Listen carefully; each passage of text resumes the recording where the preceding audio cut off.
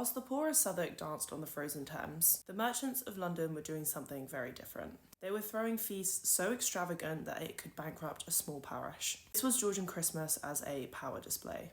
The City of London's square mile was the empire's brain before its empire. In the 18th century, it was where the money ruled. Merchants thrived and apprentices hustled their way up. Every Christmas, every guild, even company, from the fishmongers to the merchants, held their annual Christmas feast. Think silver platters, imported wine, and speeches about virtue and enterprise. At the centre of it was the Lord Mayor's banquet, held at Mansion House. As well as being meals, these were political theatres. In 1753, records show that these banquets included over 250 dishes: roast venison, turtle soup, pies shaped like ships, and entire boar's heads stuffed with fruit. Stations were strictly ranked. Aldermen sat close to the Lord Mayor. Apprentices served. The poor watched from the cold outside. Christmas here was less of a season of goodwill and more of a display of hierarchy. Merchants used these Christmas feasts to show off their global reach. This included sugars from the Caribbean, nutmeg from the Moluccas, and wine from Portugal.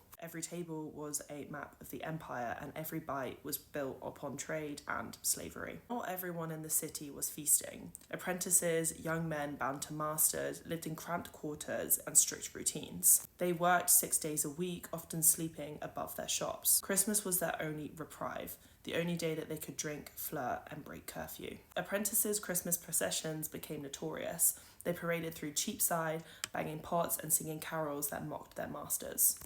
But here's the twist. This mix of hierarchy and indulgence is where our modern-day Christmas parties begin. The gilded feast becomes the company dinner.